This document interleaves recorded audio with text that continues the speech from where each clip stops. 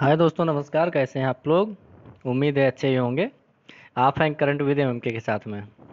Video अच्छा लगे like करिएगा, सब्सक्राइब कर लीजिएगा, नोटिफिकेशन ऑन कर लीजिएगा, जिससे हमारा वीडियो आप लोग तक आसानी से पहुंच सके।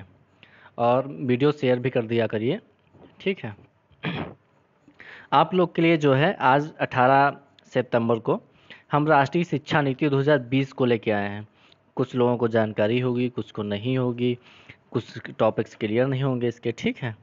तो इसमें क्या है, आप लोग को बताते हैं। केंद्र सरकार ने हाल ही में यानी कि 2020 में राष्ट्रीय शिक्षा नीति 2020 को मंजूरी दी, ठीक है। जो हमारी 34 वर्ष पुरानी जो शिक्षा नीति थी, यानी 86 वाली, तो उसमें जो है नेशनल पॉलिसी ऑन एजुकेशन यानी कि एनपीई 1986 को प्रतिस्थापित किया गया है, यानी कि उसको हटा के उसके स्थान पर नई शिक्षा नीति लागू कर दी गई है। यह शिक्षा नीति कस्तूरी रंगन समिति, जो कस्तूरी रंगन थे हमारे, ठीक है, तो उनकी अनुशंसा पर बनाई गई है। राष्ट्रीय शिक्षा नीति जो है नेशनल पॉलिसी ऑन एजुकेशन 2020 वर्ष 1968 और 1986 के बाद स्वतंत्र भारत की तीसरी शिक्षा नीति होगी। यानी कि ये जो है तीसरी जो है शिक्षा नीति है, इसमें मतलब संशोधन करके तीसरी बार इसको बनाया गया है। जो नई शिक्षा नीति है उसकी मुख्य जो बातें हैं वो आपको बताते हैं। पहले क्या था, कोई भी आप अगर फॉर्म भरते होंगे तो उसमें सबसे पहले पूछता था ना, मैट्रिक या 10+2 के स्थान वो आता था, ठीक है, ऑप्शन। तो अब क्या होगा कि 10+2 के स्थान पर 5+3+3+4 का मोड होगा, यानी कि ये एक प्रकार का समझ लीजिए कोड, ये जो है इसको रखा गया है, ठीक है। तो इस प्रणाली को के आधार पर अब जो है इसको विभाजित कर दिया गया है। तो इसमें मानव संसाधन विकास मंत्रालय यानी मिनिस्ट्री ऑफ ह्यूमन, जो ये नहीं है एमएचआरडी, तो इसके नाम में परिवर्तन हुआ है। ये भी इसी शिक्षा नीति से जुड़ा हुआ है, ठीक है, इसको ध्यान दीजिएगा।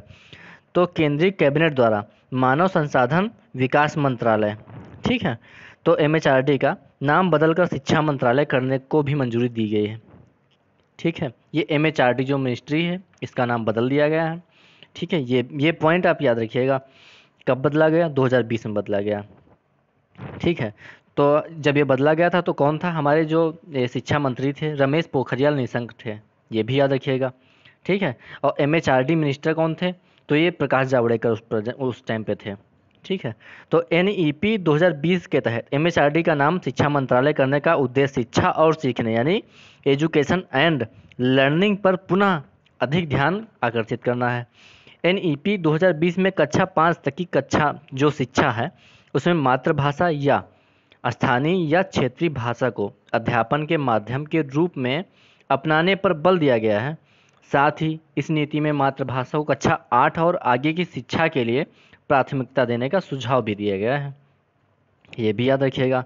ओके, तो इसमें जो नेशनल जो है ये पॉलिसी ऑफ एजुकेशन है, ऑन सॉरी ऑफ नहीं ऑन है, तो इसके तहत उच्च शिक्षण संस्थानों में सकल नामांकन अनुपात यानी कि ग्रॉस इनरोलमेंट रेशियो को 26.3% यानी कि वर्ष 2018 से बढ़ाकर 50% तक रखा गया है, इसका जो लक्ष्य है। इसके साथ ही देश के उच्च शिक्षण संस्थानों में 3.5 करोड़ नई सीटों को जोड़ा जाएगा। ओके, याद रखिएगा।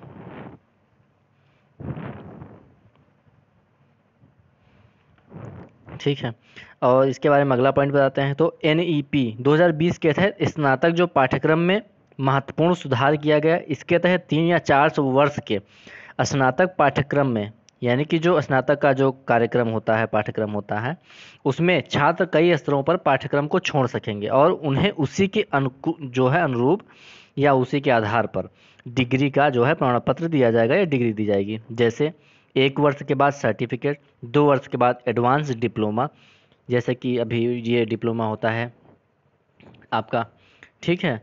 तो 3 वर्ष का भी होता है और 2 वर्ष का भी, तो उसमें ये 2 वर्ष वाला 3 वर्षों के बाद स्नातक की डिग्री तथा 4 वर्षों के बाद शोध के साथ स्नातक होगा। ओके, अगला है इसी में पॉइंट भारत उच्च शिक्षा आयोग, तो इसमें चिकित्सा एवं कानूनी शिक्षा को छोड़कर पूरे उच्च शिक्षा क्षेत्र के लिए एक एकल निकाय के रूप में भारत उच्च शिक्षा आयोग यानी कि higher education commission of India HECI का गठन किया जाएगा, ठीक है।